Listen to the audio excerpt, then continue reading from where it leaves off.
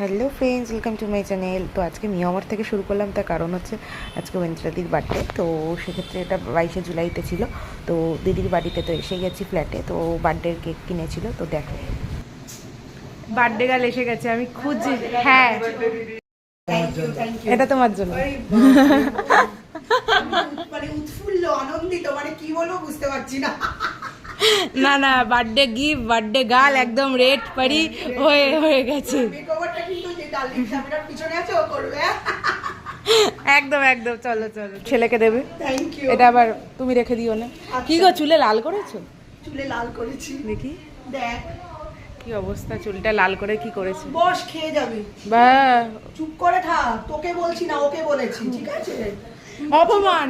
হ্যাঁ অপমান, তুমি তো খাস না, ওকে বলেছি করা একদম। এই যে সেলিব্রিটির বাড়ি আমি চলে এসেছি, সেলিব্রিটিকে সাজাতে। এই যে সেলিব্রিটির বার্থডে, বার্থডে গার্লের বার্থডে খাবার।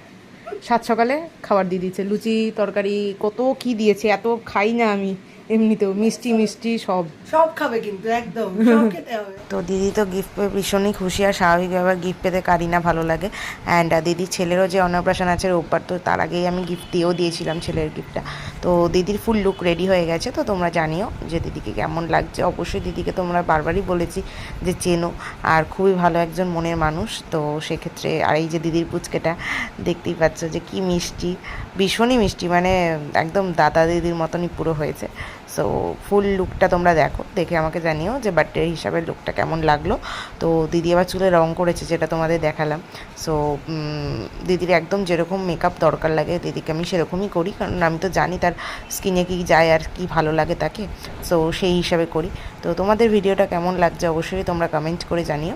অ্যান্ড তারপরে বাড়ি ফেরার সময় ফিরছিলাম, তো প্রচণ্ড রোদ, মানে বুঝতেই পারছো যে এত রোদ্দুর। কেমন খেতে, হেভি না? হাতে বানানো। এইটা আবার আমি গিফট করেছিলাম ওকে, কারণ আমার 20 জুলাইতে একটা শ্যুট গেছে, সেই শ্যুটের আউটপুট ভিডিও আমি সবটাই তোমাদের সাথে শেয়ার করব।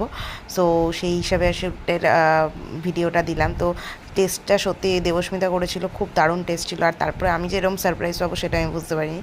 হঠাৎ থেকে মধ্যমগ্রামে এসে হ্যাং আউট ক্যাফেতে এরকম সারপ্রাইজ দিচ্ছে, তার সাথে ক্লিপসি। উফ, আমার তো ফেভারিট। তো যাই হোক, তোমাদের ভিডিওটা কেমন লাগলো তোমরা কমেন্ট করে জানিও, আর পারলে চ্যানেলটা সাবস্ক্রাইব করে দিও। চলো টাটা, বাই, আবার নতুন একটা ভিডিওতে দেখা হচ্ছে।